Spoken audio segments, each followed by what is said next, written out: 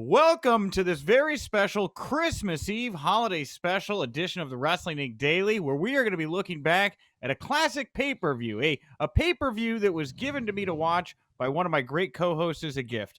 And today we've got Justin LaBar, and Justin has gifted me with the gift of WrestleMania 17, which we're going to dive into here today. Hi, Justin. Thank you for gifting me the gift of WrestleMania 17. It's a bulky gift. You got a lot of bang for your buck, almost 4 hours worth. Yes, Justin. I didn't want to I'm not upset about it. What I'm here, I'm upset with myself because yes, did you pick a nearly 4-hour pay-per-view? You did. But what I'm upset about is I chose 4 other people to pick pay-per-views for me to watch. And I was like, this will be fun. And thought I'd do it all in 1 week. And when you layer 20 extra hours of wrestling viewing on top of your normal schedule, it's a lot. But none of it's been bad. Honestly, it's really been not. I think every fan should do this at the end of the year. Go back and watch a half dozen random classic pay-per-views because, man, watching this thing, it brought back a flood of memories. 100%. A flood of memories, and it's good because especially when you watch classics like this, there are little things that we don't really get as much today for one reason or another that I'll maybe point out if I remember them or if I took well enough notes. Sure. Yeah, this is a great memory for me. I think I said this on the Wrestling Inc. Daily somewhere recently. This was my first WrestleMania I ever attended. I've been to I've been to 10 of them. 11 would have been this past spring, of course, which didn't happen with fans. So this is a very fond memory to me. I was at one of the Raws leading up to this Mania, a famous Raw that we'll get to a segment on. So this Mania is, again, fond memories. Obviously, it is all often argued as one of the best Manias ever. So I don't know. This was fun to go back and I hadn't watched it in full, especially with the commentary of Jim Ross and Paul Heyman. I haven't watched it in a long time, so this really was fun to watch start to finish. Well, Jim and Heyman called all but one match, which we'll get to here, and that was a very special treat in and of itself. But yeah, dude, that's crazy. Yeah, you've talked about how this is the first WrestleMania you've attended. It's wild because I'm from Houston. I used to go to the Houston Astrodome every year for the Houston Livestock Show and Rodeo, and I don't know what I would have been 16 when this Mania happened.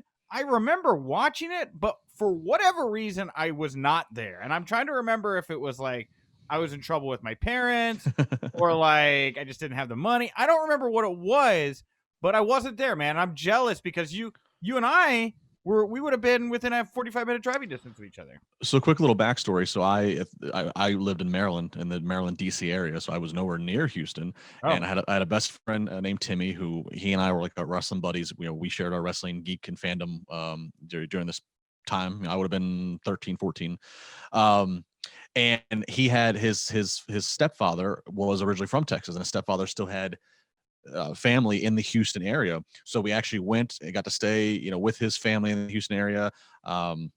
His step grandmother, who didn't speak a lick of English, was very cool culturally to learn a little Spanish and just be around the food and the people. It was a great experience for somebody like me who I'd never had an experience like this. I had traveled, but stayed within my my bubble, so to speak. I got you. So that was fun. And then we went to Mania, and we were told that we were going to be in a skybox like the WCW wrestlers. We were told that his step grandfather had said, had connections to the Astrodome, blah, blah, blah, blah, blah. Supposedly, we had tickets. We had tickets that got us in. We had access tickets, and then we had tickets for Mania. Yeah. And we were told it was going to be up in the skybox. And we got there.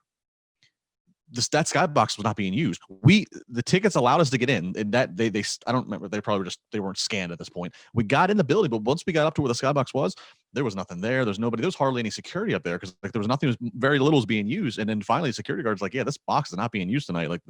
We have no way to unlock it. There's nothing. There's no food. It's nothing." So we're 13, 14-year-old kids kind of panicking. And so we're talking pay phones because there's no cell phones for us. And all in all, long story short, with just about the nick of time to be able to enjoy the show, his grandfather, whatever the mistake was, whatever the miscommunication was, made some calls and ended up getting us tickets. And a WWE representative came, or maybe it might have been an Astrodome representative, I don't remember, but a rep came from one of the two and took us, and they sat us in the hard camera section. So we were not too far off from where Taker and Triple H ended up in the crowd. So we ended up getting to sit in the hard camera section after about 30 minutes of panic. And so that's my first Mania memory in person. Wow, dude, that's quite a spot. And we will get to that visual here in a little bit, because I wish I'd wear Waldo'd you. You kind of got a Waldo look going on right now, Yeah, I was looking back. I don't think we were close. We were in the hard camera, but we weren't close to the scaffolding. We were probably at least a section over, so we weren't right up there. Okay. All right. Well, let's get to it here. WrestleMania 17, everybody. There is no interview today. This is it. Strap in. Let's have some fun. So this WrestleMania 17 came to us April 1st, 2001 from the Houston Astrodome, which was called the Reliant Astrodome, which tells me that the Reliant Arena couldn't have been built that much longer after that, like once Reliant got involved. It was being built, I think, as we speak. If I remember, the construction was going on as when we were there. Okay, yeah, because like the Astrodome is a beautiful, it's the ninth wonder of the world, whatever they called it. Great place to go, but it didn't hold. They wanted a stadium, right? So like it was kind of weird because like they built the Reliant Arena next to the Astrodome, and the Astrodome used to be like the big thing downtown, and then it just looked tiny, you know. Actually, maybe it was already constructed.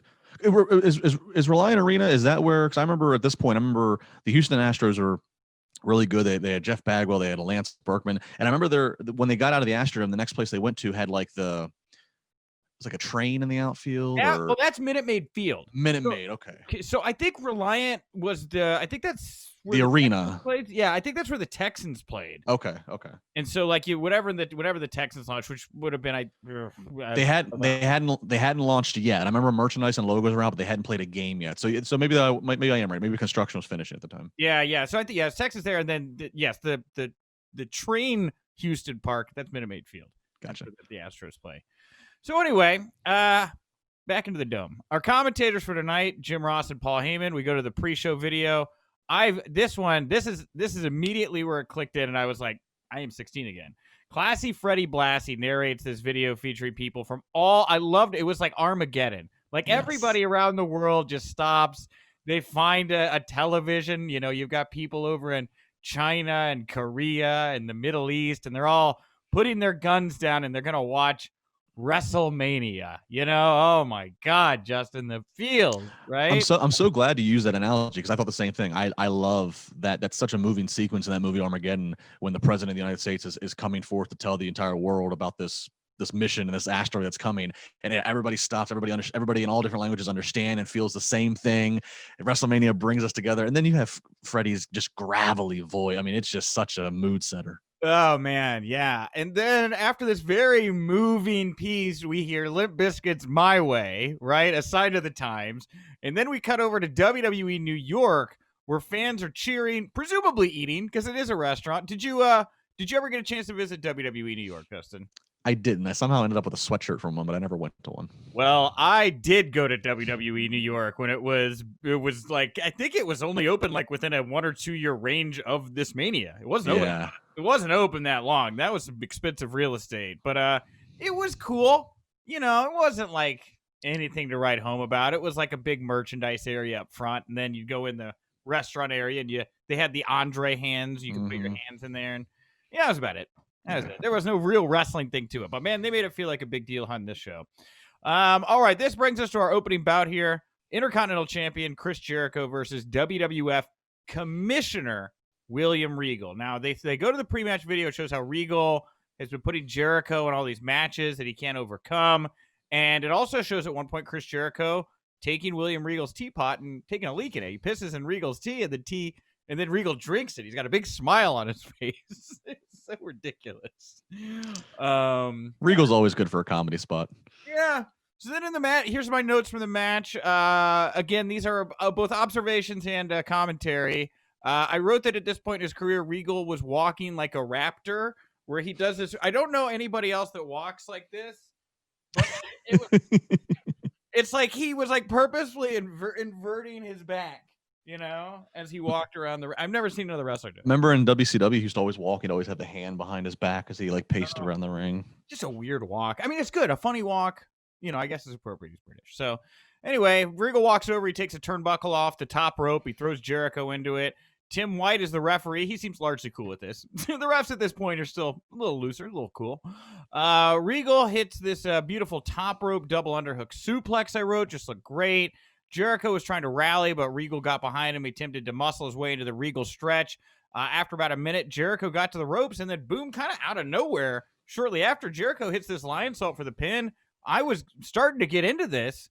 Really, I was like enjoying this, and then it was just done. It was over. It was short, but I wrote good. These guys could work.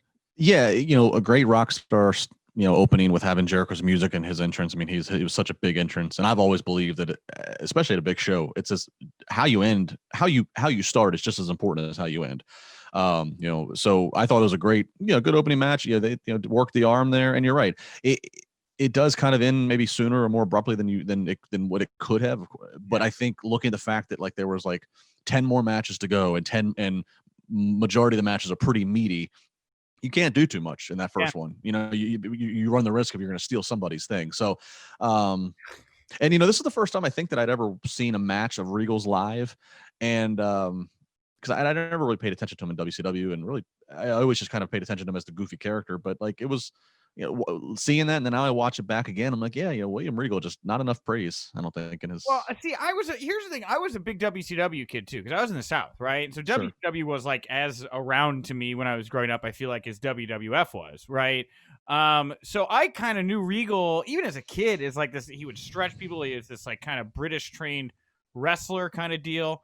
Obviously, I appreciate him more as an adult now, like watching his work. Sure. But I was just like kind of getting into it, and I was like enjoying this and getting to see Regal to be this guy. And just short match here. I mean, God, where are you gonna find places to cut matches on this 11 match card where every single one was something to write home about? Oh my God, great pay-per-view. And this was a title match. This was Intercontinental. Yeah, dude, this was the Intercontinental title match. Yeah. Anyway, we go backstage then. Shane is shown pulling up in a limo. The license plate says WCW 1, and it was noted, so this gives you a real precise idea of the time frame here, that Shane bought WCW the Monday before this. So as they're building up to WrestleMania and everything, just before the big show, they do this huge, I wouldn't even call it an angle. They make an acquisition and like begin what will become the invasion angle shortly coming out of WrestleMania 17. Just something to note there. Yeah, and I think that's another thing that's always we look at this Mania as one of the biggest ones, and you just look at the context, look at the time frame of what was happening. Dude, just in those 2 weeks of how much the business changed. It really is in a lot of ways like the blow off to the Attitude Era, right? Because after this, it's all different, and we'll get to that here.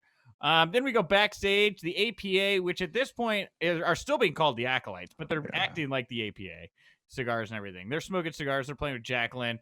Bradshaw cuts this very eloquent promo about the history of WrestleMania, and he names all of these wrestlers from history.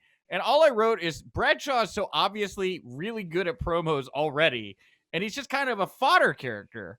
I was very impressed by the way it was a nothing kind of thing, but he just had the confidence of a top guy here.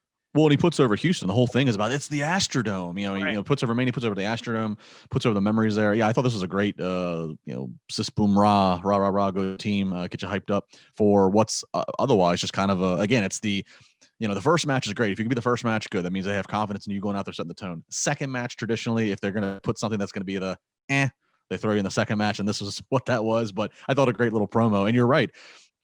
Both the promo skills by him, and you look at him. I mean, he's 6'4", 6'5". He's got the long black hair. He looks like a guy you just do not want to run into. It's amazing to me that image never got him past. This was like the highest point he ever got to in that image was the tag team with the Acolytes, and that it took him to cut his hair off, turn it to blonde, and do all these other things, and that's when he gets his main event run a few years later. Yeah, no, that's a really good point. I mean, he did. I mean, to be fair, there were a lot of big dudes with like long hair. So I think that by changing up his look, maybe the short hair thing, and playing a little bit more into his real. I mean, he's not the disciple of Satan or whatever.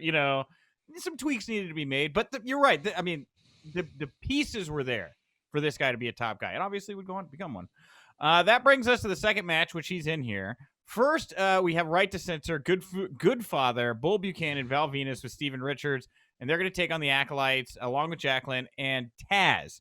So first comes out Right to Censor. I just wrote, Right to Censor has the most annoying siren for their entrance ever. It's not like a fun siren like when Scott Steiner comes out. It's just a straight car alarm. Yeah. Oh, my God. What?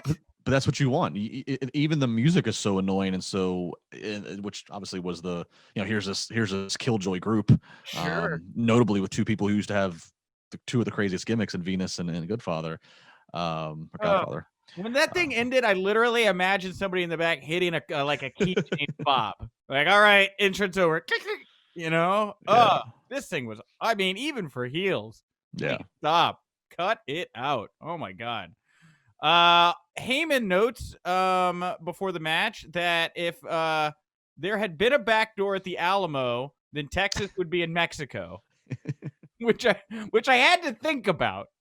But what I think he means is that if there had been a back door and then the Mexican army would have been able to sneak in, or no, that the Texans would be able to flee, like they're cowards. I wasn't totally sure what the context here was. I had to write that line down. You know? He made several references to the night to like Texas and this is Mexico's land and and then at one point JR even goes, well, thank you for that political science rant and geography lesson.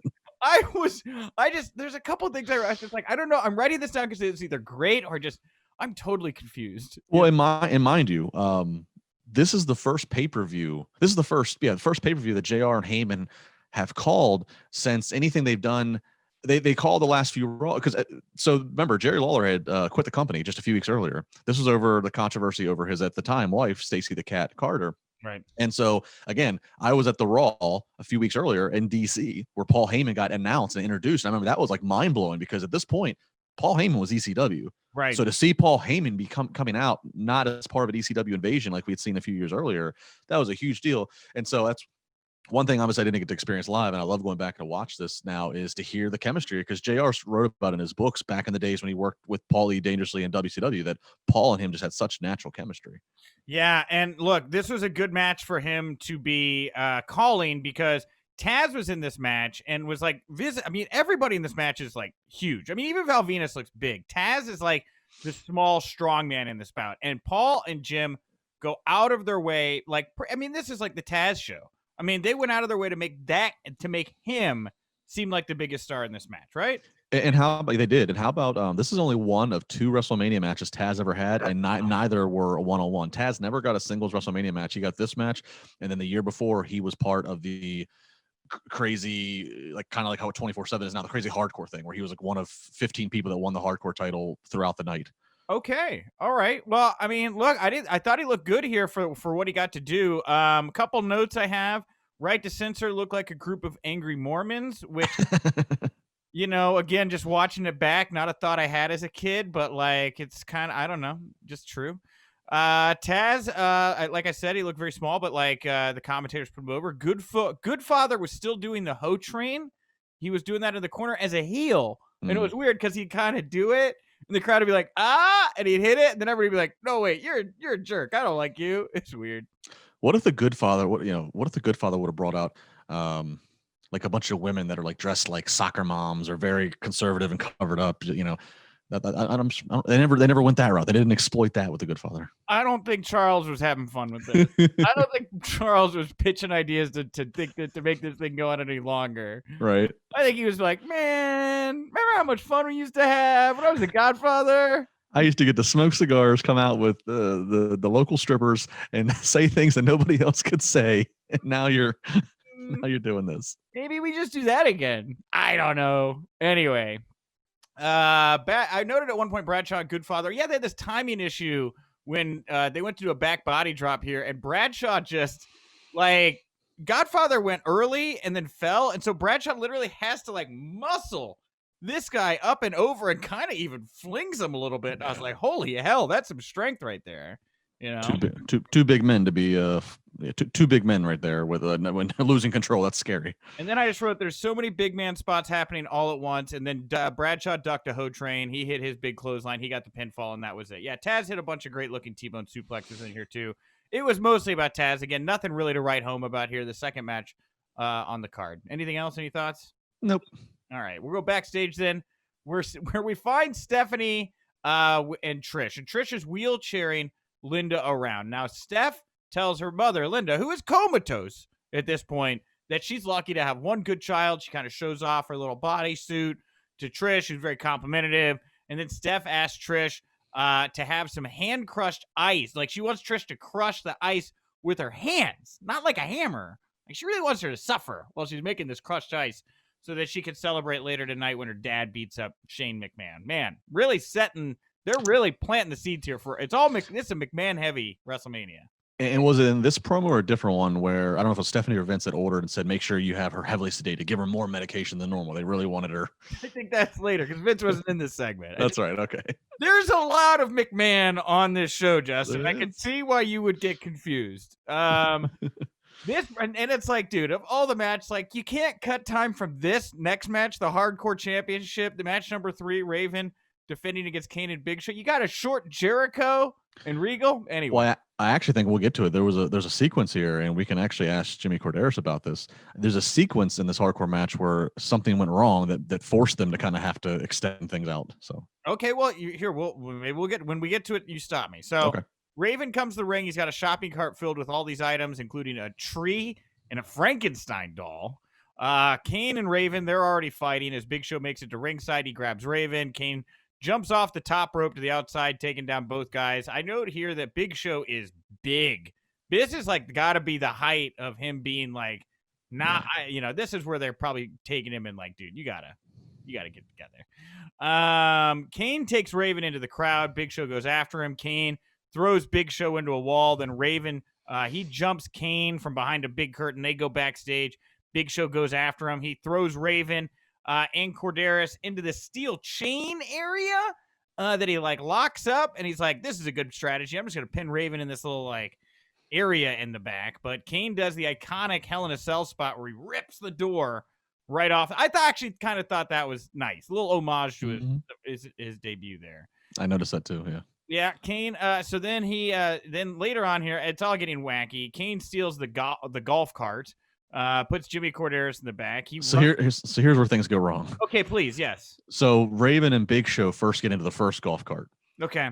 And they go and they drive and they turn the corner. Well, when they turn the corner, I don't know if they lost control, whatever.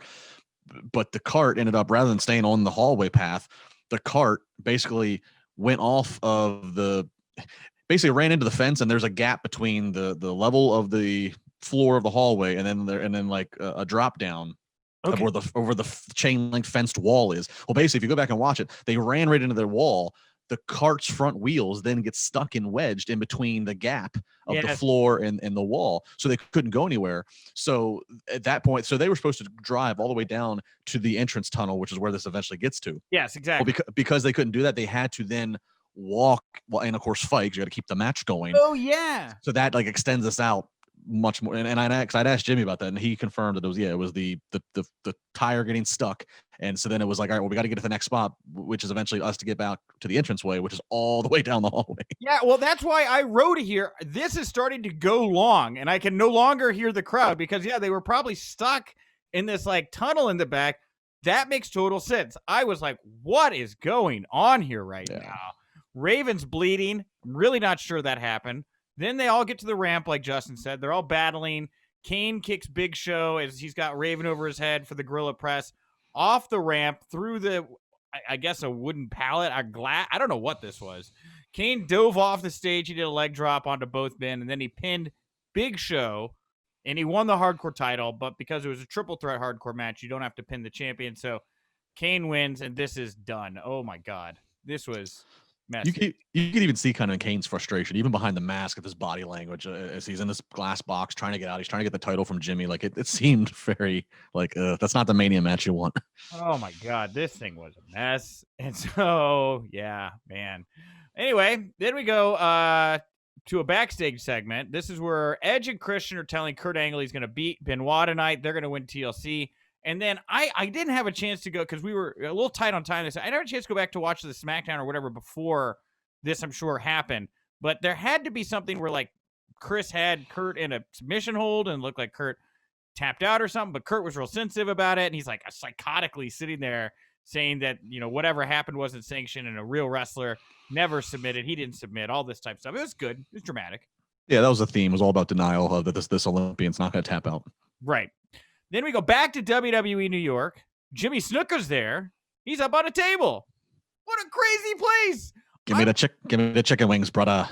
That was the big thing I was upset about. I went to WWE New York, no wrestlers. Yeah. I swear to God, I thought there'd be somebody there. that I could talk to or whatever. It's just Andre's handprint. That's all I remember that for. Well, I noticed too, Jimmy's standing on the table and there's a bunch of guys wearing like CWF shirts. So I'm assuming it was some federation that was going on in the area at the time. So I almost wonder, like, did this federation like pay Jimmy Snuka like an indie show would and say, hey, come and be at our table at WWE New York during, and maybe they hustled and made some money off Snuka by like charging people to see him. Maybe, they're trying to find something to do at WWE New York. Like, hey, look, there's Jimmy Snuka. Right. Get him on camera. Right. Jimmy Snuka. Then we go back to ringside. Now there's this segment. Is this Coachman's debut? Is this like one of his earliest appearances here at WrestleMania 17? That's a great question. I wondered the same thing. I was like, because I remember around this time period, some of the great backstage stuff with he and The Rock, but I couldn't remember if it was before or after this. That's what I was thinking. I was like, I feel like this is way early for Coachman. I could be wrong. I'd have to go back. Yeah. But anyway, Coachman is talking with this female fan. I believe her name was Marianne. It was all happening so fast. But she's from Australia. And she says this whole thing is better than she expected. And Coach gives her a chance to send a message. Now, she's got a live microphone here, Justin. Coach is like, you can send a message to the fans worldwide. You can say anything you want. And she chooses to say, WWF rules. Yeah, and the time where and the time period where it was very easy to find them very inappropriate signs in the crowd and chant. I mean, to give somebody a live mic in WrestleMania, she must have been related to somebody. I don't know. She got fed that line. I think they were like, we're gonna ask you what your message is, and you're gonna say WWF rules. Don't you dare say anything different. And if you say anything else, all of a sudden we're gonna be removing you from your seats. You're leaving. You're going back to Australia. We're gonna kick you out of the country. Right. I know you'll be on a plane before the main event even happens. And her friends are around her and they all start chanting, Aussie, Aussie, Aussie. Oh, it was great. It was lively. Then we go backstage real briefly. Rock is shown. He's got his suit on. He hangs the WWE title in his locker room and he's getting ready for the match tonight. So that brings us back to match number 4. Eddie Guerrero with Perry Saturn versus WWF European champion Test. I noted that Saturn is wearing a white Jamiroquai hat here and looked, I thought, to be on acid. I'm not positive. Maybe Molly? Like, he definitely, I don't know, raves were a thing in 2001, right? It had to be with hats like that. Yeah. Where is Perry Saturn these days? There wasn't like a big mystery that he disappeared for a while. He did. It's really sad, actually. Like, I think he became like an addict, and then he had to like recover. And like, I think he's okay now, but I think he's really private. I don't know, man. 2021. Maybe I'm gonna go find Saturn. But anyway, I wrote here Test, who looked great. He looks and reminds me a lot of Lance Archer. Like, just watching him move, a lot of Lance Archer thoughts. I just wrote that down. I wrote Eddie's in good shape, but not blown up swole like he would be a few years later, and that made me sad. Yeah.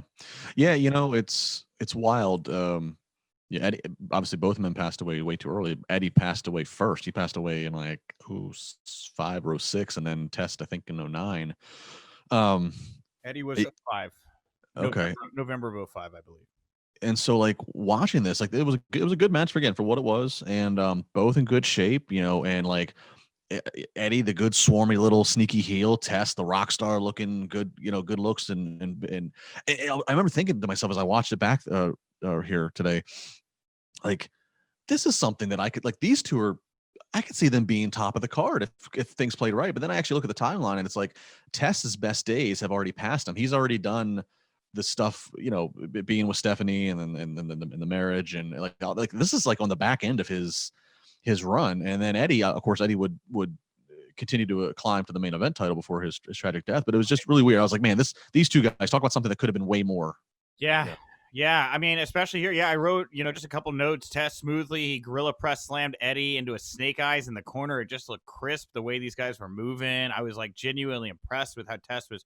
I'd forgotten how good of a worker he was. Eddie low blowed Test, argued with the ref. Saturn snuck in, hit this swinging neck breaker. Eddie dropped Test with a suplex. He headed up for a frog splash, but then rolled through. I mean, these guys were just moving. Everybody was right clicking here.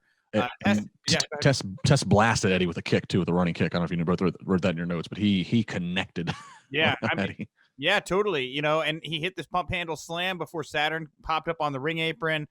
Hit him. Test got a near fall. He got another near fall before Malenko ran in, grabbed his leg while the ref was dealing with Malenko. Eddie, Saturn, beautifully. You almost had to go back and watch it in the replay. I was like, how the hell did Eddie even get the European title? Well, the ref's looking at Dean. Saturn grabs the title. He just kind of casually throws it up in the air, and Eddie catches it and blasts Test, throws this thing out of the ring, and Eddie, Malenko, and Saturn celebrate as Eddie Guerrero becomes the European champion here, beating Test at WrestleMania. This was a great match. I mean, it was a good match. It was a well-told story. Wasn't too long, wasn't too short, I thought. Yeah, it's kind of hidden in this very deep WrestleMania card. Totally, and it really reinforces Eddie, Malenko, and Perry as a good unit. And getting the win at Mania, you know that these guys are going to be doing more going into the post-Mania season. You know, it also makes me think now, almost 20 years later, that now that we know how history plays out, those four guys, the Radicals, they were able to get out and jump that ship, a year or so earlier and come over to WWE and quickly got booked and made something of themselves in the WWE. And then you look at the sad WCW guys up in the skybox later in the show, and it's like we'll get to them because I want to talk. We will get. But I thought the same thing about Jericho. Same thing where I was like, yeah, man, that guy was lucky he got over there when he did, and made the jump when he did. They saw the iceberg a few miles down before anybody else did. Yeah. Well, then we go backstage. Bleach blonde tipped Michael Cole. This, I want to see him bring it back one night only. I got to see this look back on Cole. He was talking to a short-haired Mick Foley, and Mick is talking about how he's going to call Vince and Shane's street fight here later tonight down the middle. He's going to call it right down the line. Impartial referee Mick Foley. I had forgotten he was the ref for that match. I did too, actually. It's been a while since I watched Mania 17. So many memories. Then we get to the other member of the Radicals, Chris Benoit. He's taking on Kurt Angle. Kurt comes out first. He's got a mic coming to the ring. His pyro goes off, and he is so focused. He's got this microphone. I loved it. No sells his pyro. He doesn't do it. It doesn't just pyro going off over his shoulder. He couldn't care less. Just staring it down. He says the Texas flag is missing 49 other stars. He calls everybody beer bellied yeehaws, which was, I thought, I mean, you want to get at a Texan, you call him a yeehaw. I'll say that. It's a great way to piss him off. Piss me off. Anyway, Kurt's belly yeehaws. Hillbilly yee. I think it was bull. I couldn't type it fast. It was bull riding beer bellied yeehaws. I was like, man, cheapest of heats. Paid $1 for that one. Anyway, Kurt said he will never tap to Benoit. And then he just bluntly told the crowd to stop wearing cowboy hats because they're not 7 years old, which led to Heyman telling Jim Ross, yeah, Ross, lose a hat. What are you doing? Which is then funny because then a few months later, when Kurt's doing all the stuff with Steve and Vince, there's the famous thing of Kurt wearing the cowboy hat. That's what I was thinking too. I was thinking of him in the tiny cowboy hat. And that's the thing, is they put it over in the match here too. Kurt is taking to this business so quickly, not even just from an in-ring perspective, but a personality perspective. This guy seemed to get it almost immediately. So anyway, these guys start. I'm lost watching these guys actually try to mat wrestle they were going in there, and it kind of reminded me that blood sports kind of fight pit style we saw in NXT. Just two guys, not going for to end the match or anything, but wrestling around. There's genuine grappling here. I enjoyed it.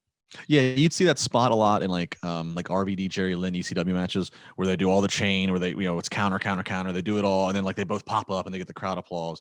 And Kurt and Chris did this, but they did it grappling wrestling style, like you said. It was mad wrestling, who can get out of what hold and reversing and rolling, and they did it a couple times. The crowd popped. I kind of forgot about this match. I think maybe because a lot of things are Chris Benoit, you just kind of unfortunately just tune out. Yeah, but this was two intense guys who are very good at this point in time in their career. Yeah, man. This was a war of two guys just trying to get their submission holds in. Crossface versus the ankle lock. A couple notes. Angle broke and blasted Benoit with a big forearm to kick off brawling, which was kind of the break. I thought it was an interesting story. They start off mat wrestling, and then Kurt's just screw it. pops him, takes him outside, starts throwing him into ring steps. He's wooing. I'm just like, this is great. Then Kurt had Benoit back in the ring. He's throwing him around. The crowd's just like booing. Benoit turns around with a suplex. He hits the multiple German suplexes for a big pop. He locked in the crossface. Then this is where Kurt rolled into a pin, rolled back, and then Benoit had him in the crossface. This all got, I mean, it's just, I don't want to call it blow for blow here because they were just going back and forth. I just say the ref was hit in the eye, and while he's down, Benoit put the crossface on Angle. So the ref's down. Kurt's tapping. The ref gets up. Kurt powers out of this crossface. He hits the Angle slam. Near fall, big pop. Benoit then hits this headbutt and goes in on Angle, who then low blows Benoit behind the ref's back, and Angle rolled up Benoit, grabbing the tights, got the win. Got a cheap win there, rolling up Benoit. And so, it would roll on with these two. But a really enjoyable bout here, especially if you like that blood sport style, you like that mat-based style. This was very good. But, like you said, Benoit stuff, weird. Tough to sit there and not watch this and think about atrocities. And even at one point, Benoit goes and does a flying headbutt, and like Kurt's not even laying flat. Kurt's laying on his like left side, and so like when Benoit comes down, his head hits like the shoulder or whatever of Kurt. I watch it, and I'm like, ugh, it's just so exactly cringe. Yeah. It's a rough watch because it's a Benoit match, but for what it was and like for where Kurt, I mean, just if you want to just look at Kurt, pretty early in his run there. Just what he was capable of, right out of the Olympics and everything. I mean, he is just a beast, and it's just wild to think it was 5 years earlier at this time that he was in less than 5 years. He was an Olympic non-trained pro wrestler who then transitioned at Mania. 96 Olympics. This is what, spring of 01. He hasn't even been in the WWE for 2 full years at this point. And then I don't know how much longer he was training before that, in between the Olympics, and when did he start training for wrestling? I want to say like around 98, and then he debuted in 99. So to go from taking your first bumps to like being in a match with Benoit at Mania in like 3.5-4 years, that's effing crazy, man. Yeah. Then we go to a backstage segment where now Regal is in his office. Kamala and Kimchi are there. Kamala's up on the table. Kimchi tells Regal to rub Kamala's belly. And Regal's like, no! And he runs him out of the office. Regal, bugger off. Bugger. I love that. Bugger off. Yeah, man. This would become more regular over the years. Just random cutaways of legends doing things backstage. Well, we'll get to when we get to there is a certain turning of the changing of things, and I'll get to it when we get to the Gimmick Battle Royal. But yeah, this Mania kind of started a new phase. So like you said, kind of a blow off the Attitude Era. There's definitely a new phase happening here in the company. Yep. Then we go to a vignette where WWF is shown at an army base doing a Mania pep rally. This is very much a sign of the times where Undertaker was at, because it's weird how the Undertaker curve, like where we started, where the middle was, and where it ended. Because at this point, Undertaker, like if you'd have told me this guy had broken kayfabe and wasn't the Undertaker anymore, I'd believe you. I mean, this guy's a different Undertaker than we got towards the end of his career. Very open, Dead Man Inc. He's shown there. He's just chilling. He's having fun. They do a cutaway where he's like stolen one of the camera guy's cameras, and he's like, oh, ha, ha, and he's like laughing. I'm like, what?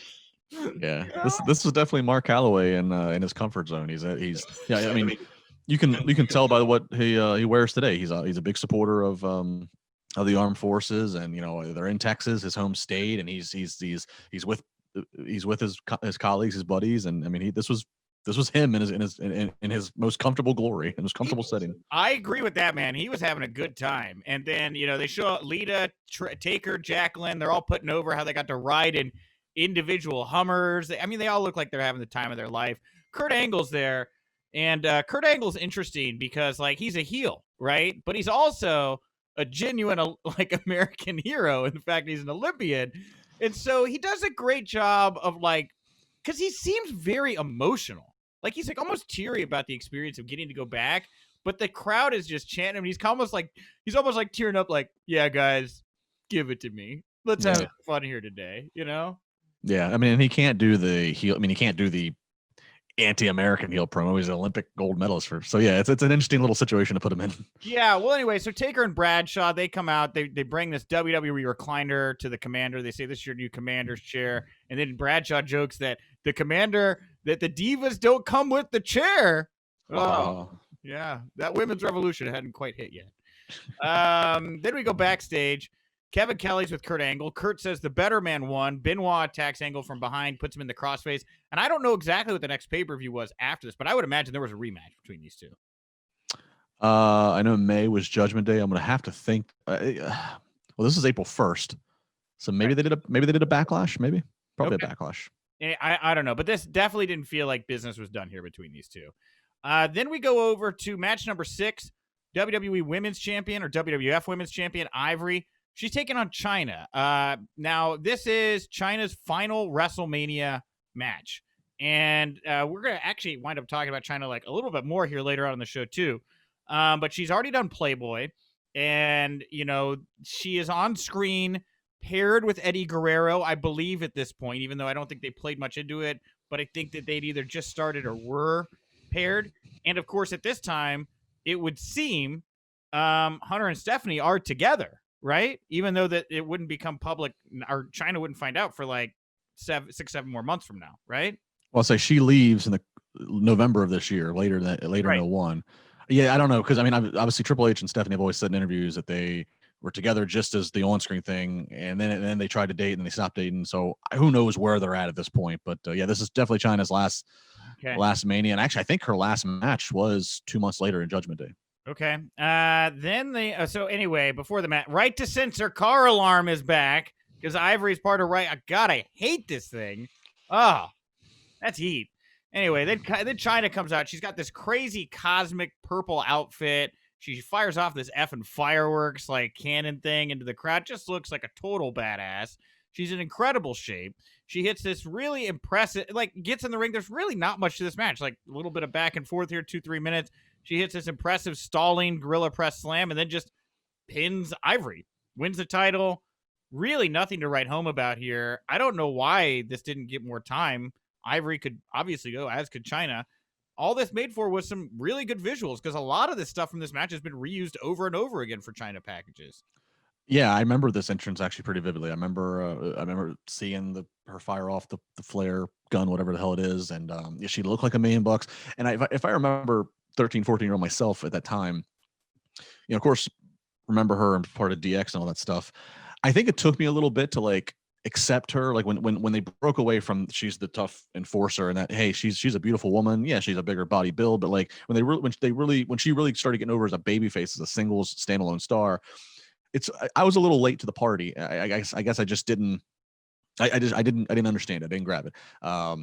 I remember seeing this entrance, and I remember seeing her in person, looking like $1 million like she did, and that was a long-lasting memory in my head. And then I remember that made me that much more upset when I would find out later that year that she was done.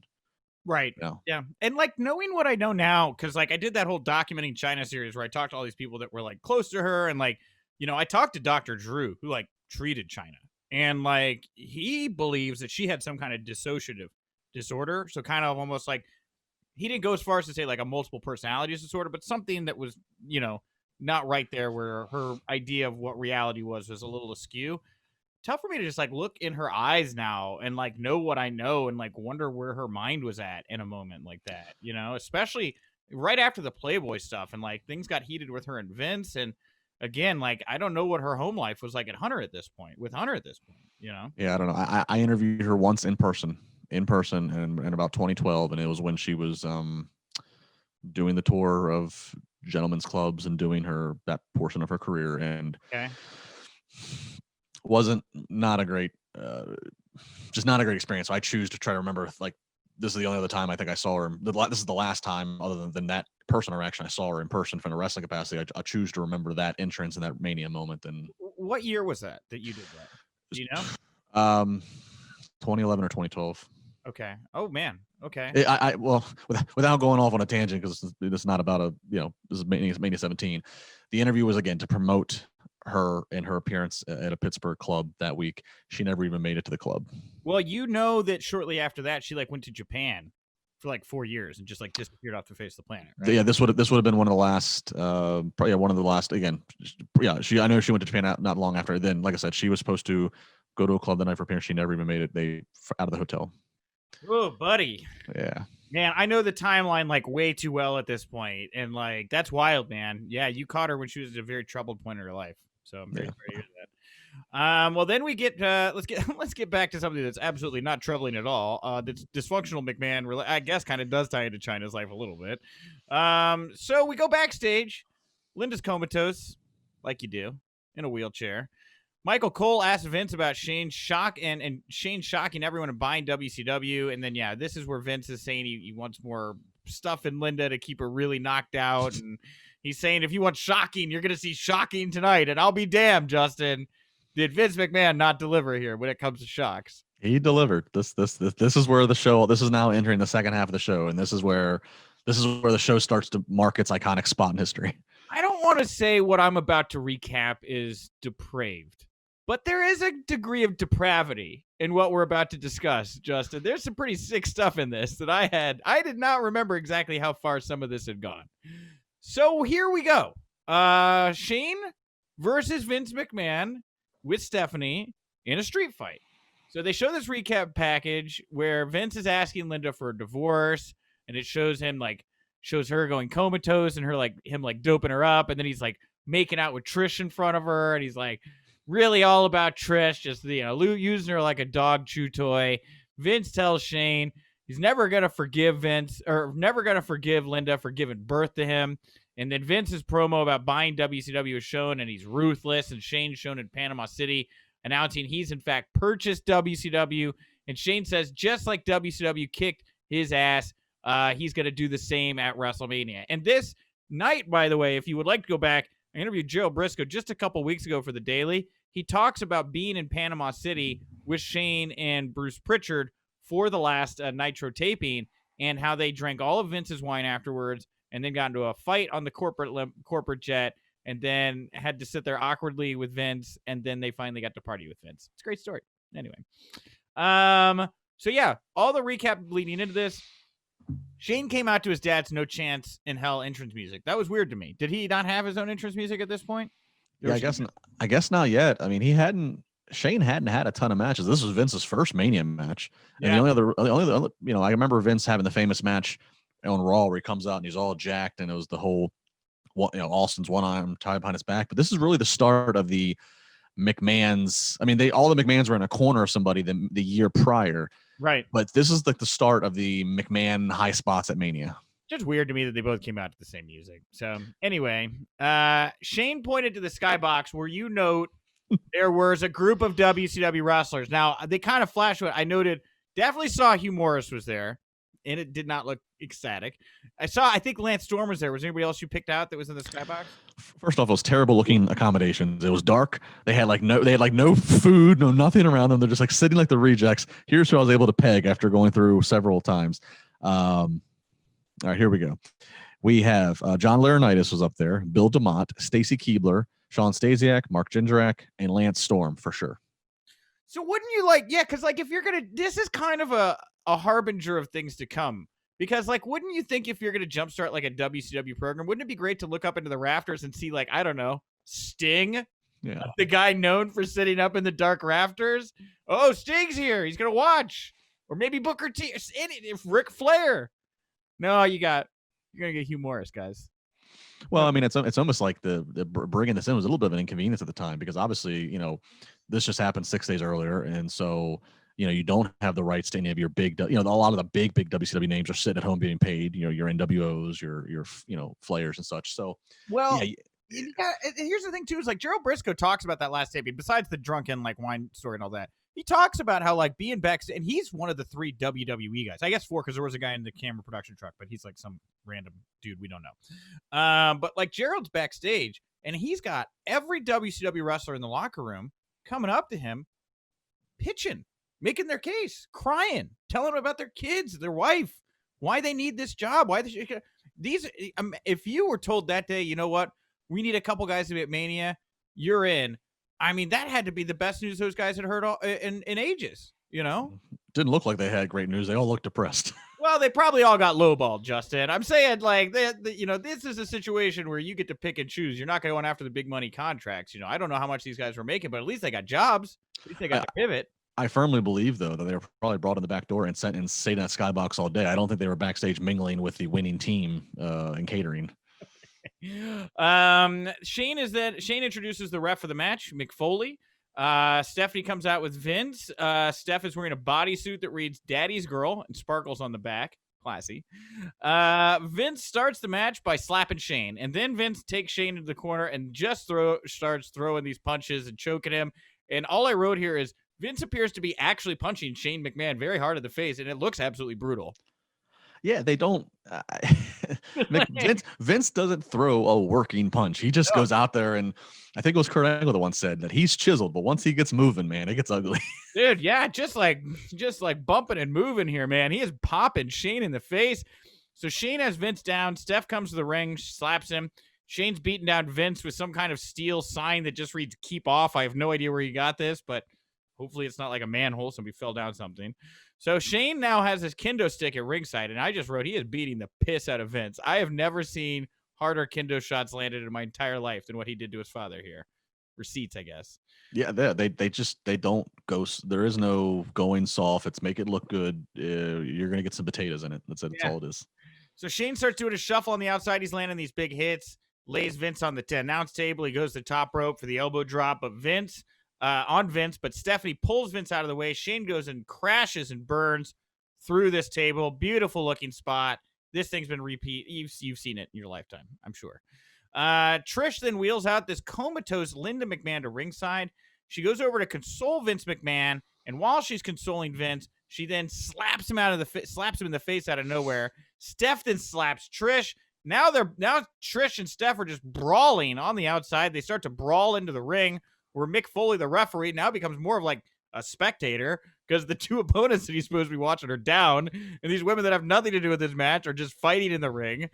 Mick finally comes in. He pulls Stephanie off of Trish, and Steph slaps Mick, and then Mick goes after Steph. Now, thank God that Trish kind of jumps in here and is like, I'm going to take care of it. But the implication here, I think, was that Steph was worried that Mick Foley was about to lay her out for slapping him in the face, right? Yeah, I caught that. That's a weird choice, man. Weird choice. So anyway, Trish goes after Steph up the entrance ramp, back to the ring. Vince is looking at Linda and begins to go towards her. And the implication here is he's kind of maybe hit his comatose wife in the face. I mean, that's kind of what it looked like, right? Well, when he first gets up off the ground, so now the Trish and Steph are out of the way. They're gone. And when Vince first goes up in the alley, now he's staring right at Linda, who's in the comatose chair, and they get the great close up of Vince, and all you just see him is he just mouths, "You bitch." He's just so disgusted at the sight of seeing her, and it's like, oh my God, this guy is the heel of all heels. Yeah. And then Mick stops Vince at the last second, presumably from hitting his wife. Mick begins to roll Linda away from, we need to get this woman out of here. Her husband's a psychopath. But then Vince, the absolute psycho that he is, he picks up this steel chair, hits Mick, and now he's taking his wife out of the wheelchair. He rolled her in the ring. I wrote, the crowd is chanting asshole only because you soulless piece of shit is too long of a chant here as you're watching Vince McMahon set up a chair in the corner. He puts Linda in it. Vince is now throwing guards. So Linda's in the corner. Shane's on the ground. He's still busted from the elbow to the outside that went awry. And Vince goes under the ring. There has to be a half dozen just steel garbage cans waiting for him. He starts chucking these things in the ring. And I don't know that Shane necessarily knew they were coming. Because one of the first ones, I don't know if you caught this, man, but angle first right onto his ankle. I physically was like, dude, brutal. I caught that too. Yeah. Yeah, he's just chucking 4 trash cans in there and just forcing Linda to watch him beat up her son. And I mean, of course, JR is doing a tremendous job speaking for what everybody's thinking as they watch this. Yes. So yeah, like you say, Vince is he got these garbage cans. He's beating down Shane while yelling at Linda that he's yelling at her son. And then out of nowhere, as Vince has got this garbage can over his head, and he's like, approaching Linda. She stands up out of nowhere. The crowd goes nuts. She kicks him in the balls. The place goes absolutely insane. Mick begins punching Vince in the face because, like, he attacked Vince attacked him with the chair. Also because Vince is just, like, again, a depraved individual at this point. And I had to note that Mick had Vince in the corner and was throwing these punches. It was the first time it looked like a wrestling match the whole time. Right. And let's not gloss over when Linda stands up, the explosion of that crowd. Dude, they went nutso. And this was this was a story that had a lot of investment into it. I referenced earlier being at a Raw a few weeks prior on the road to Mania, and it was a Raw that was Heyman's first. This particular Raw was the famous Raw that Vince had Trish bark like a dog, had her remove her, and I was a couple rows back, facing the camera. It's one of those ones I remember because I mean you're a 13 or 14-year-old kid and just like, what is happening here? Like, oh my God. Yeah. Like, a 13 or 14-year-old boy, you're like, you see this Trish Stratus who's just derobed, so it has your attention, but then you have this guy telling her to bark like a dog, and you're like, well, this isn't right. You're right. That's right. That's the thing, man. Like, I don't want to say depraved. I mean, I may be depraved. Depravity. There's some depravity involved in what happened here.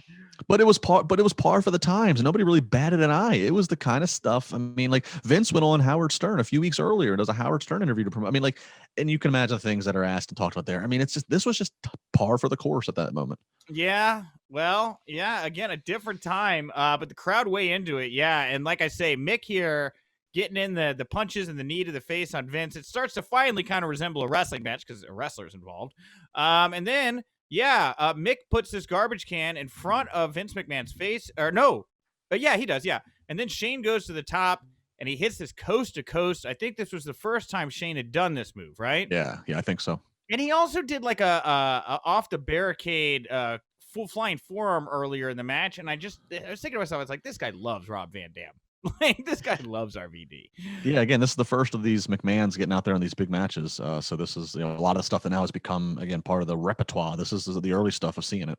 Yeah, well, anyway, this move was over the top. Shane pins Vince. Huge pop. Shane and Linda hug. And Jim Ross with the call of the night, Dysfunctional Mania. Mm-hmm.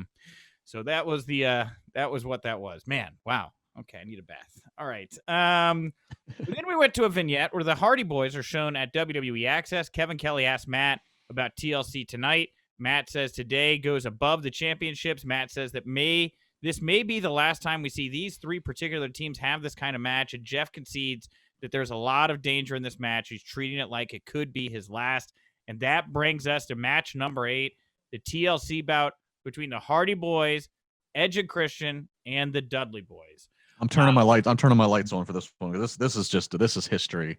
I'm turning the lights on. Oh wow! Look at I didn't know your hot rod Christmas sweater could get any better, but now I'm having a seizure. It's a video, so I actually have to do it. So thank you for turning that off. It's just a little distracting. Though it's a good bit. So the Hardys come out. They're wearing these mesh shirts like it's still the 90s. That's what I wrote. So there's some brief action in the ring before the first ladder is brought in. Jeff with a running dropkick off Matt to knock Edge off this ladder. I'm going to try to call out as many spots as I can. They happen quickly. So the Hardys have 2 ladders. They hit that cool diving, dive leg drop spot. Dudley's come in. They hit the was up. How could we all forget flying headbutt to the nuts on Edge? Bubba then, which by the way, very over at the time. Very, very over. What was even more over was when Bubba then told Devon to get the tables. The place went nutso. Bubba powerbombs Edge through a table. Bubba and Devon start stacking tables on the outside. Matt takes them out with a ladder. Out of nowhere, I noticed 3 ladders had been set up in the ring and we're in perfect line now. Bubba popped Matt in the head with one of these as everybody... and then all 6 men climbed to the top of the ladders. Now, this was the first really sick spot of the show. All 6 of these guys are in ladders. You can see them straight on. And the first ones to get knocked over are Christian and Matt away from the camera. And they had to do a replay angle. And what happens here is Matt Hardy, the lucky of the 2, gets caught on the top rope and crotched. So he only falls a little bit. Christian falls off this ladder over the top. I mean, that had to be a 12-foot drop. that Jay took there to the outside, that thing looked devastating, man. Yeah, and for the rest of the match, you can see. I mean, he hits all of his marks, but even after the match, as we'll know, what he's trailing way behind Edge to get out of there. Do you think he was supposed to be crouched on the top rope like Matt and just overshot it? That was my thought. Yeah, when watching it. Holy God, that just sounds painful. So, and real quick, just because you're doing a great job hitting the big spots. The first like one or two spots you named, they're good, but they're just pretty basic when you think about the Hardy Boys just did the leg drop off the halfway up the ladder, and the crowd was popping big. And I remember thinking to myself as I'm watching this back, the crowd is popping big for these generic spots, and I just think to myself, because I know what's coming, I'm like, wow, I totally forgot what it was like to wait until we see what they ultimately do. Yeah, dude. I mean, and this was all new, right? And like, yeah, the crowd is there for everything. They're hot this entire match. So I wrote, Edge is now climbing up the ladder. In comes our first run-in, Spike. He hits the Dudley dog on Edge off the ladder and then runs and hits Christian with another Dudley dog through a table on the outside. At which point my heart weeped for Christian's poor head watching that. But man, Spike over. Dude looked great. I loved Spike. This reminded me how much I love Spike. Then Rhino hit the ring. He took out the Dudleys before goring Matt through a table in the corner. Edge is trying to climb up the ladders again, but now Lita's out there. She pulls him off. Rhino picks up Lita. Spike chop blocks him. Then Lita goes up top for a Hurricane Rana on Rhino. Spike hits Rhino with a chair, knocking Edge off the ladder just before he can get up to the belts. And then the Dudleys hit what they called, I think, is the Dudley device, but this was the Road Warriors finisher that they did on Rhino, right? Yeah, the Doomsday device. It was a Doomsday. They just called it, so they called it Dudley device, Doomsday device. Lita hit Spike, and then she took off her shirt for no reason. Big pop, obviously. And then she gets hit with a 3D. Very, like, at this point, and like, I know we're just kind of going through the motions here, but dude, it's like boom, boom, boom. Even this thing with Lita, like having that stare down under the 3D. Yeah. Things that are the finishers, man, and they're just stacking, one of my notes as I was watching this was move some furniture, big spot, big pop, repeat. There was no transitions. It was just move some furniture, do the spot. Oh my God. Okay, let's move the furniture to the next place. Yeah. So Christian takes out Bully with his chair. Him and Edge are the only ones up. All the other men get pushed or punched off of the ladders they were on. Jeff is on a huge ladder. Randomly, all of a sudden, Jeff Hardy's outside the ring on this like 20-foot ladder. Swanton bombs Rhino and Spike, but it looked like Spike got the better of that Swanton. I don't think Terry took much of a. Well, he had two tables set up. He had Rhino on one and Spike on the other one. He completely overshot Rhino. He ended up just hitting Spike, so then Rhino just kind of slid his way down into the bodies. Brutal. So another huge ladder is now in the ring, or maybe the same one. Devon and Christian both grabbed the belts and are now hanging from the ropes that they would use to have the belts from. So both men eventually like just kind of gave up and fell. And again, Christian, dude, just taking some falls here tonight, my brother. Need to call Jay. Jeff went. Oh, this has got to be the scariest part of the whole show. So Jeff sees the three ladders that are in a line. And Jeff decides he's going to do, and I know he's talked about this and how he regrets even attempting this spot, but he decides he's going to stone step the tops of these ladders. He's on the top rope, and then he starts to walk across the ladders, which I guess would have eventually ended with him probably doing the spot we saw, which was hanging from the rope. But he gets onto that second ladder, and it is obvious that this thing is given out from under him. He has lost his balance, and it is a miracle that this guy was able to just use his cat-like balance to somehow grab the ladder in front of him and slowly orient himself to the ground, because that looked like it could have been really bad. Yeah, quick reflexes. Yeah. Quick reflexes. Yeah, I mean, this, and obviously he's trying to get to that third ladder because it's going to then, ultimately start to set up as we go into the finishing sequence. The spot that he's getting set up with Edge, and then the spot that's going to go after that, again, we had never seen anything like that. And I can remember, and they both were all within a 30-second period, maybe less, maybe 20. Yeah. And I do remember that feeling. I remember watching that imagery, and it was 20, 30 seconds of I've never seen. It was like, this is all new stuff. It's all new stuff, never done before. Yeah. Well, Jeff is now, he back up on his feet. He grabs the nearest ladder he can. He gets the top of it. He goes for the row. He goes for the belt. or the belts. He grabs the rope, and then Bubba kind of pulls the ladder out from under him. So he pulls Jeff back while Jeff is clinging to this rope. And then Jeff lets go of the ladder just as Edge is up on the other ladder. And then that is the infamous spear in the air where both men fall to the ground. Harrowing, scary looking. Jimmy Corderas, I noticed, was in the bottom right corner there watching. Great spot.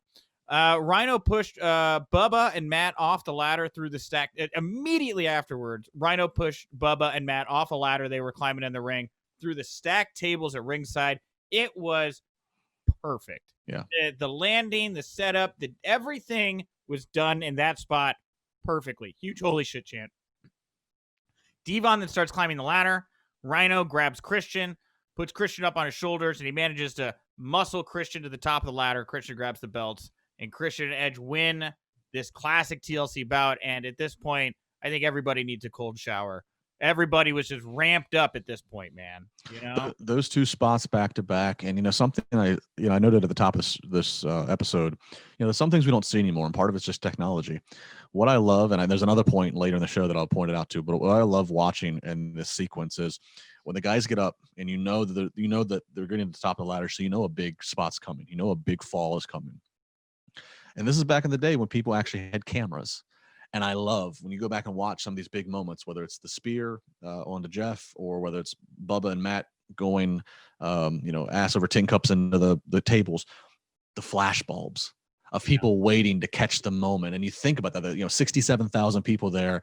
And, today, 67,000 people, we all have the phone, maybe you have the flash on, but in a well-lit place like that, probably not. But you have your old-fashioned camera that needs that flash, and just those flash bulbs, it just gives off such a visual of how big of a moment in history, and that there's all those flash bulbs going off represent somebody's camera that in theory is tucked away in people's attics and old closets and what have you. There are some great pictures that people have stuffed away from April 1st 2001 of that of what's a historic wrestling match. Yeah, and I would encourage people to share them with us on Twitter. I'd love to see it. If you were there and you were at this show and you got some cool old photos at Justin LaBar at House Rebel, we'd love to see what your classic WrestleMania 17 photos look like.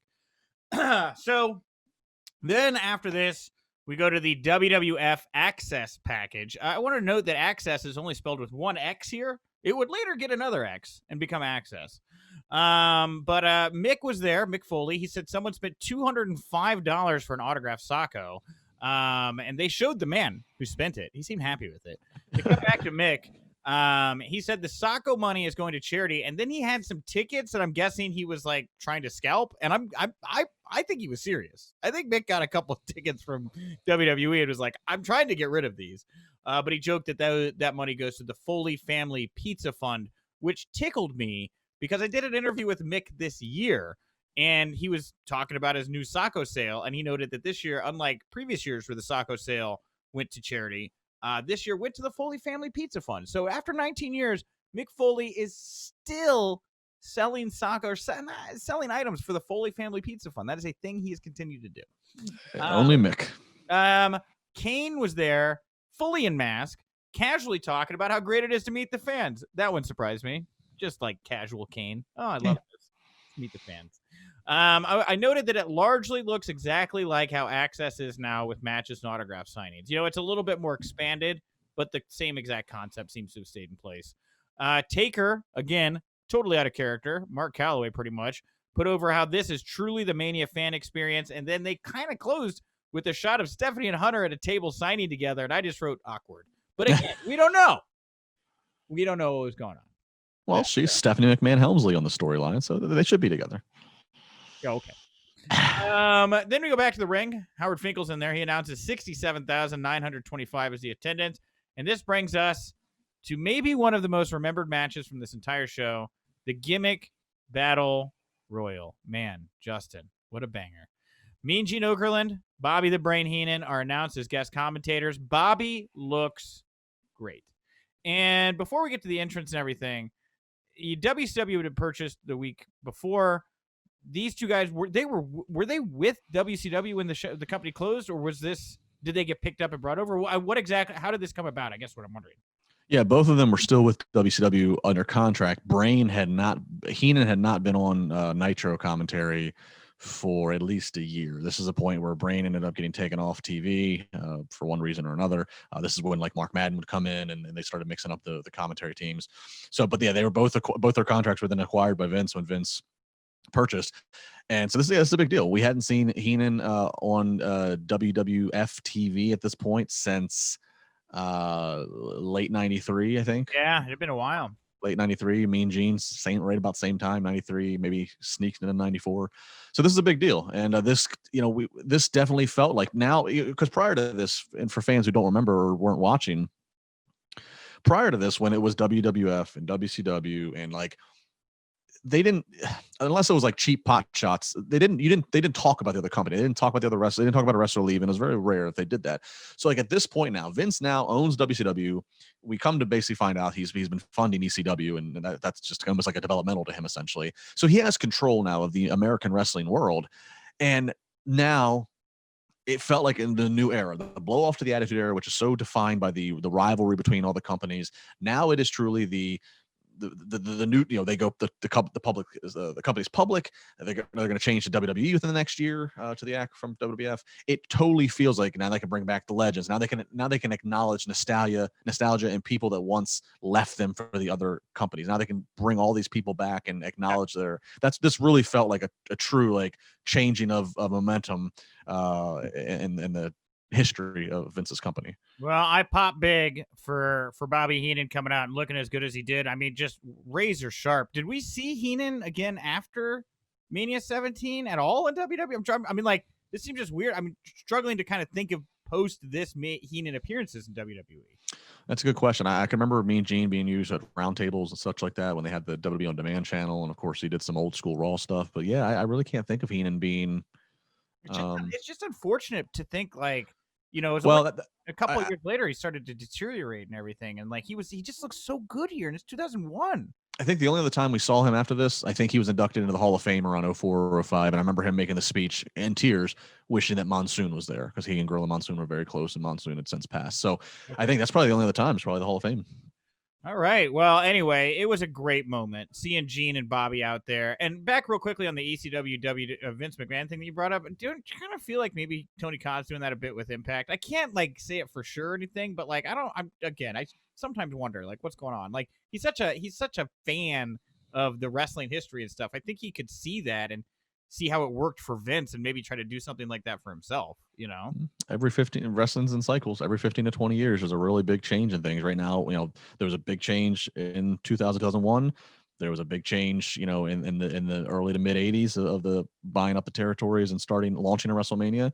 And now here we are 20 years later from this Mania, and we're in another revolutionary time period. So possibly.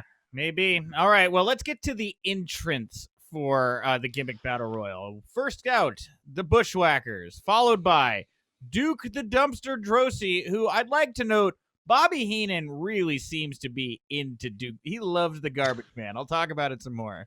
The Iron Sheik, who noticeably is not moving well to the ring. Took him a long time to get to the ring.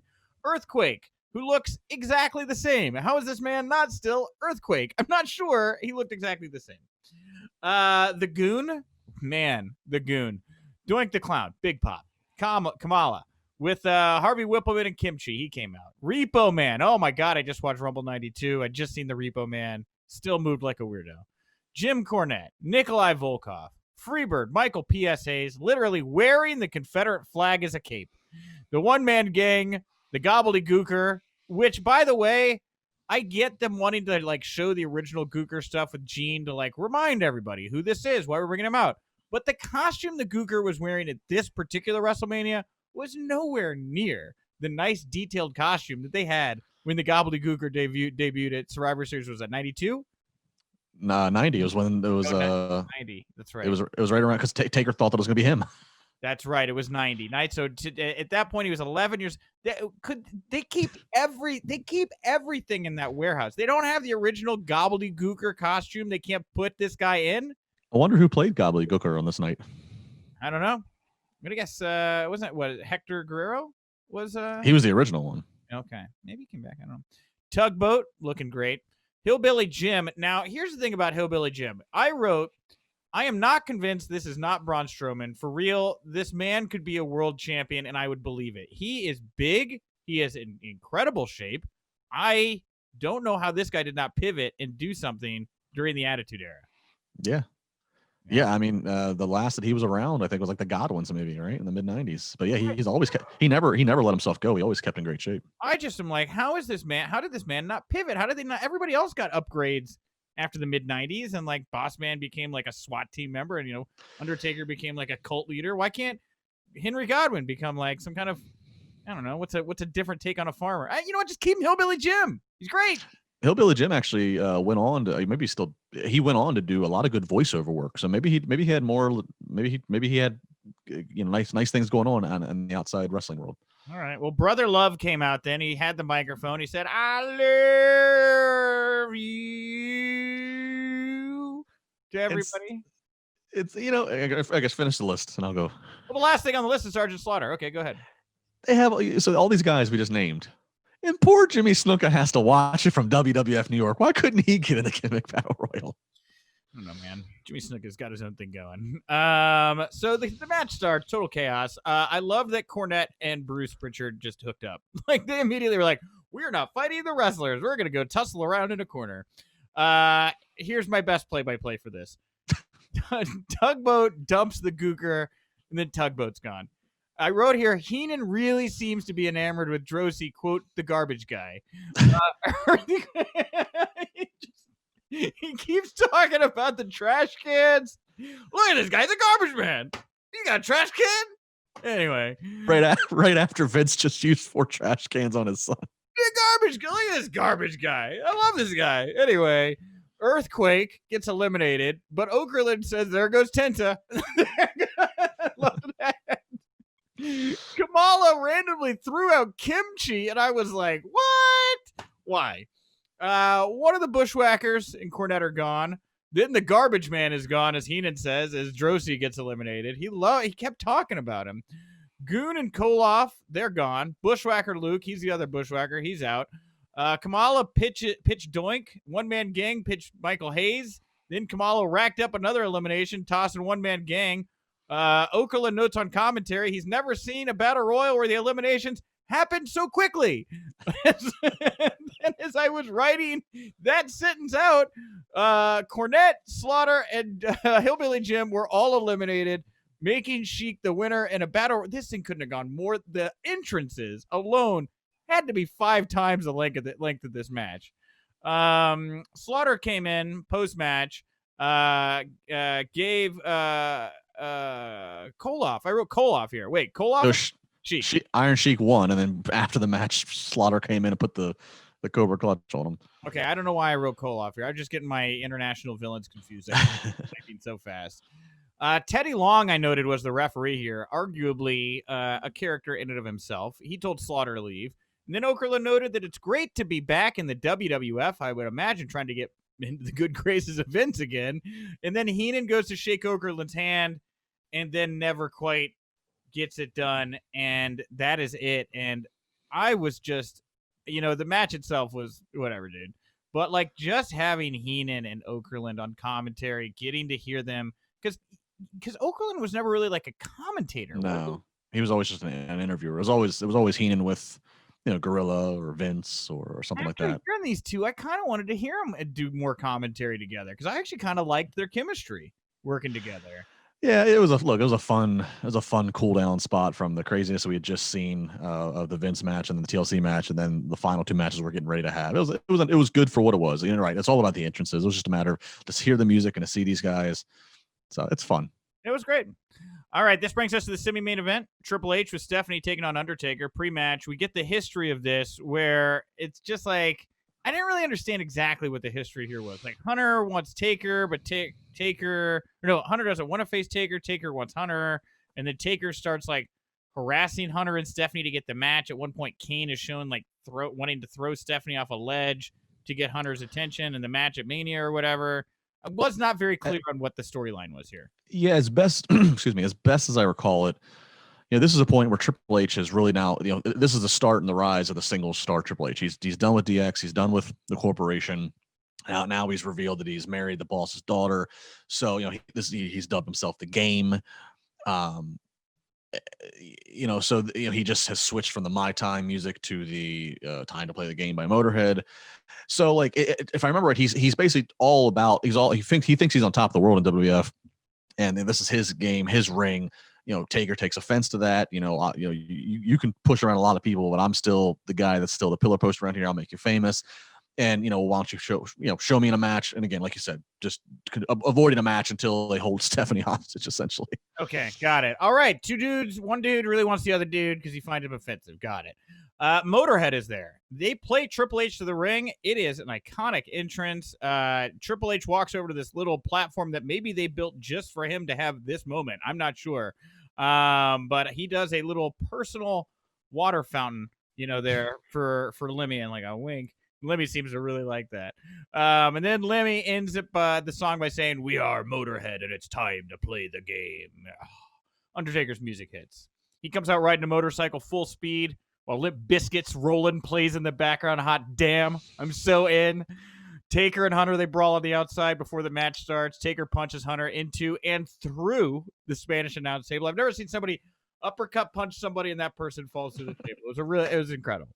So the two get back into the ring. Bell rings. Start the ring. Two get back in the ring. Bell rings. They start. I wrote here, watching Undertaker hit the ropes, I literally fear these ropes are going to break every time Undertaker runs into them. There is no pull whatsoever, and he absolutely launches himself when he does that flying clothesline. I mean, nobody's hitting the ropes like Taker. He like wants to break those ropes, I feel like, when he runs the ropes. So. Yeah, this is him at a good point in his career. He doesn't have to work the same Undertaker style. This is him getting kind of let loose. Yeah, he's having some fun here. So Taker went old school, but Hunter cut him off. Got some good heat.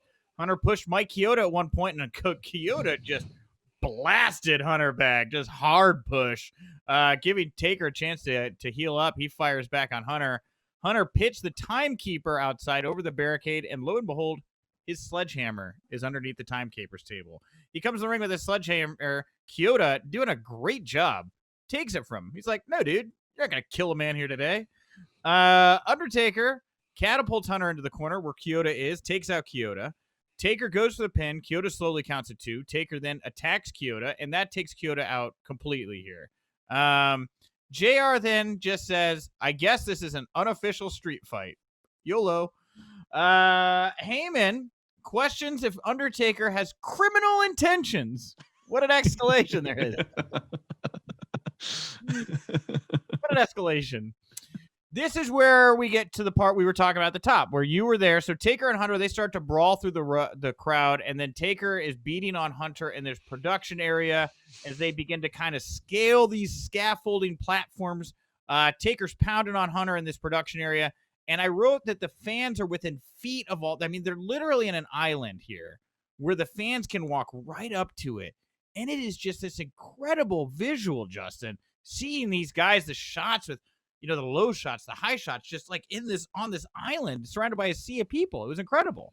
It is. Yeah. It's again, for people who haven't seen this or need a better description, it's like a 4-tier, it's like a big 4-tier island. Yeah. The low tier having some of the sound and equipment. And then as the tiers go up, it's the cameras. It's where the hard cameras are at, so they can be elevated above the crowd and what have you. And yeah, it really is. And so you have those cameras, as you said, a low one, and then the one on the top level that are shooting this very up close and at a very unique angle that we don't normally see. And so it's making every backdrop, every punch, every eventual choke slam just look like, oh my God, like he's just going to throw him into like a crowd surf, essentially. It was very cool. And we see some of this stuff here every now and then. Like, I know it was Miz and Daniel Bryan. No, wait, who was it at Mania this past time that wrestled Miz and they did this spot?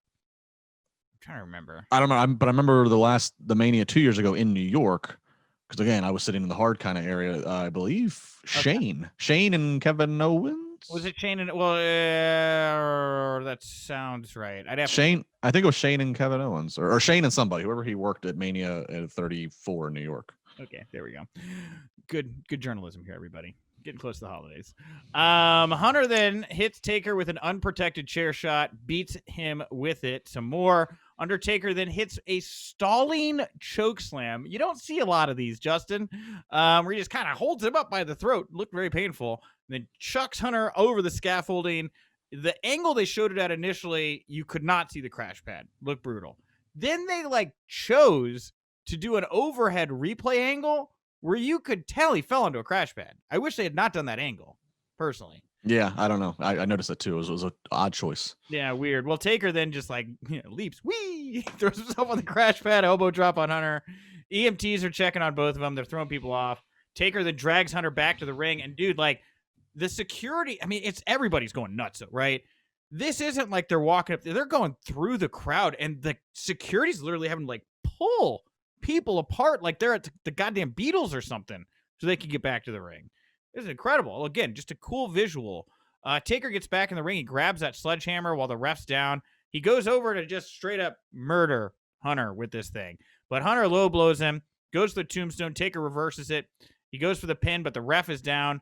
Taker goes through the last ride, but then Hunter grabs the sledgehammer, blasts Taker in the head, which I think is what bust Taker open here. I can't see any other spot where he could have got bloodied, right? Yeah. What a way to get. That's a hard one. Hunter then goes for the pin. Kyoto counts slow. Taker kicks out. Taker's bleeding from the head. Hunter's pounding on him until Taker counters in the last ride, and he gets the pinfall victory. Jim Ross notes that Taker is now 9-0 at Mania. Taker jumps on his motorcycle, takes off, and I thought this was it was way better than I remember. I'll put for all the people that give Hunter crap about how he has never had 5-star matches or anything, this was a very good match. It's a very good match. Yeah, the false finish there of hitting Taker and Triple H pinning him, and it looks like Kyoto does a slow count. And remember, and even Taker said it himself recently in one of the documentaries, they didn't really start promoting and marketing the streak until about 10-0, until about another year or two later. So it's not like it's in all of our minds of the streak's being broken. It's you can make a case that Triple H could win this match. It's so it was a great false. The people pop for it, and yeah, Triple H and Taker have obviously ended up going on in the future to have some iconic Mania matches. So this one never gets talked about, but it's damn good. Yeah. All right, and this brings us to the main event here. Steve Austin versus WWF champion The Rock. The match is announced as a no DQ match by the last second here by Fink, and JR's like, when did that happen? So the chains are off here, as it was Bo Dallas, I believe, would say, or Curtis Axel would say. Steve Austin comes out. This dude's like Elvis. They're in Houston. Place is nuts. Jim Ross calls Austin the bionic redneck because of all this knee surgery he's had. Rock comes out, kind of a mix. Cheers and boos. Two brawl in and around the ring before they get back in. Austin hits a superplex for a near fall. And again, I'm going to call this how it is, but this was a lot of brawling, right? That's what this was. Largely a lot of brawling. Austin removed the turnbuckle pad. Austin and Rock, they brawl on the outside. Austin bashed Rock off the table, and now Rock is busted open.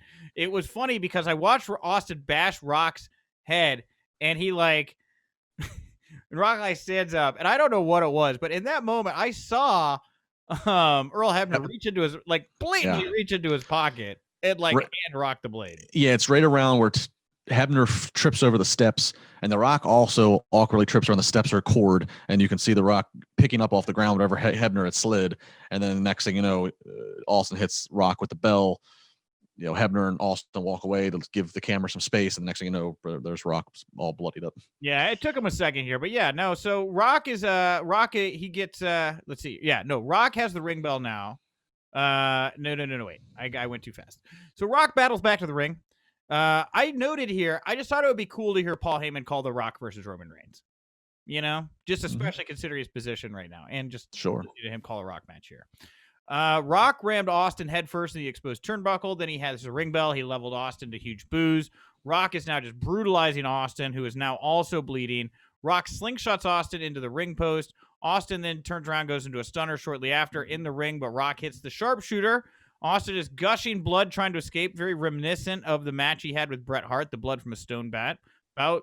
Austin finally escapes. Rock goes right back for it, but Austin pokes him in the eyes. Austin now has the sharpshooter on Rock. He's laughing like a crazy person. Austin then, shortly after the Rock breaks out, puts in the $1 Million Dream, which is an homage to him as the ringmaster early on, which I thought was kind of cool. And then Rock does a Bret Hart counter where he kind of pushes off the turnbuckles in the corner, gets the near pinfall. And at this point, and then Rock hits a stunner once he's up, gets the near fall. Everybody's going nuts. This when Vince comes out. So Rock with a spine buster, he calls for people's elbow, which he hits, and then McMahon pulls Rock off of Austin. Rock, oh my God. Everybody's like, what is happening? Rock chases Vince around the ring, and then he runs into a stunner from Steve Austin, another near fall. Austin goes to stun Rock. Rock pushes him into the ref, and then Austin low blows Rock. Really no reason for a ref bump here because, again, there are no rules, but whatever. They chose to go that route. Vince then comes to the ring with a chair. He levels Rock while Austin's holding Rock. The crowd is not happy now. At this point, they realize something is not right. Vince rolls Hebner into count, and Rock kicks out again. Huge pop because the fans are thinking Rock can overcome anything. Rock pulls Vince into the Austin goes for chair shot, eats Austin then goes for another chair shot, but he eats a Rock bottom. That gets a big pop. Rock pulls Vince into the ring. He's beating on him. He turns around into a stunner. Another near fall. Another big pop from the crowd. McMahon then levels Rock again. Austin pins again. Rock kicks out again. Another big pop. Pop, pop, pop. Austin is just brutalizing Rock with this chair. He's just going to town. He's hitting him. And then he pins him, and he wins. That's how he wins the match, Justin. He just beats the piss out of the Rock with a chair. Well, here's what I like about the story. Look, these two guys would face each other 3 times at Mania, at 15, 17, and then again at 19. For what would be Austin's unknown to us last match. But I think this is the best of the 3. I love the story here because, Austin's not surprised. He's not acting like, what the hell, when Vince starts helping him. So it's clear. And obviously the no DQ being made last minute. So like Austin knows that he has got the deal with the devil done. He's made a deal with the devil. And like, I like the fact if you watch a story, immediately Austin goes right after Rock. He immediately takes the turnbuckle pad off. He takes the belt and tries to hit him with the belt. Things that, even though Austin was the badass, he was a babyface up to this point. Right. So those weren't things that he would do unless provoked, unless the match got to, unless those things were done onto him first. So the fact that already out the gate, if you know Stone Cold Steve Austin, you're watching him do these things that are heel tactics, it's interesting. You're like, man, he really wants to win, and he also finds the Rock that much of a threat. Beats on the Rock, and then the Rock beats on him. And then, once Vince is out there with the chair, it is one of the most aggressive, violent sequences I can remember, especially in a Mania main event, because Mania main events, normally you send the crowd home happy, right? This was not here. They wanted to do the opposite of that. Right. And so this was, I remember being there live. I was a huge Stone Cold fan, and I was still cheering for him, but I was like, we hate Vince. How can you be with Vince? But I wanted him to beat Rock. And to me, looking back at it, it was the biggest heel turn since Hogan in '96. But it didn't resonate the same. It long term, it didn't. But in the moment, that's the last thing anybody in that moment, in that day, that morning, when you say who's going to win, you can pick the Rock, pick Austin. Nobody predicts that Austin aligns with McMahon, that he gets Vince to help him. After you've had these years of these two having this incredible feud, that's just not even in the mindset of possibility. Well, anyway, after the match, they shake hands, they clink beers. Austin calls for more beer. They open cans. He opens a can, he leaves it by the Rock's head, and then him and Vince and Austin drink over the Rock's body. And then Austin McMahon, they celebrate as Jim Ross and Paul Heyman question what happened, and that is it. That is the end of WrestleMania 17. Like I said, I think the blow-off, in a lot of ways, the Attitude Era, everything after that would be very, very different. The logic here, I would guess, is Vince is bolstering his ranks here. He needs Steve Austin in his corner because he's about to go to war with Shane McMahon and Hugh Morris. I don't know. So yeah, JR did, and JR did a great job on commentary. I was in the hospital waiting for this man to get out of surgery. I thought I knew him. This is a deal with Satan. He really sets it up when you watch it with the commentary. I think I've heard Austin and them say, probably it should have just been Austin uses Vince or agrees to be part of Vince's ranks just to make sure he gets that title. And then when they do the handshake and the beers, you stun them. Don't trust anybody. You keep Stone Cold moving on as Stone Cold. But that's, of course, revisionary history. That's our, 2020 vision 20 years later. Yeah, and 2020 is the year for 2020. I think we're all going to look back on 2020 vision. Well, that's it, everybody. That's our review of WrestleMania 17. Justin, thank you very much for picking this one. This is a fun review. I'll be back tomorrow, Christmas Day. I will be reviewing WWF Vengeance 2001 with Christy Olsen. And of course, you can find all of our reviews in video form, as you can find all of the interviews I do in video form over on the Wrestling Inc. YouTube channel. They also go out on all the Wrestling Inc. social media channels. I want to encourage you to also subscribe to @Wink Daily, WINC Daily, over on Twitter. That's where you can find all the polls, suggestion box, announces, everything like that. And of course, we will be back in action with the Wrestling Inc. Daily normal shows the 28th, the Monday after the holidays. We're going to do one more review show on New Year's Day. That's with Raj Giri. We'll do Rumble 92. But if you want to hear Raj, you want to hear all of our live post shows, the Wrestling Inc. podcast, Monday, Wednesday, Fridays, weekends after pay-per-views. Check that out on YouTube. We pull the audio. We put that on the RSS feed, and you can go listen to it there. Subscribe to the Daily. Subscribe to the Wrestling Inc. podcast. Get your maximum Wrestling Inc. audio experience. Justin, anything you want to plug, put over here to wrap up the review today? Just hit the follow button at Justin LaBar and have a Merry Christmas. Have a Merry Christmas, everybody. Happy Hanukkah, whatever it is that you celebrate. Enjoy the holidays. I'm Nick Hausman, at House Rebel over on Twitter, HAUS Rebel. Thanks so much for tuning in. I'll talk to you soon. And remember, if you winked, you didn't miss it.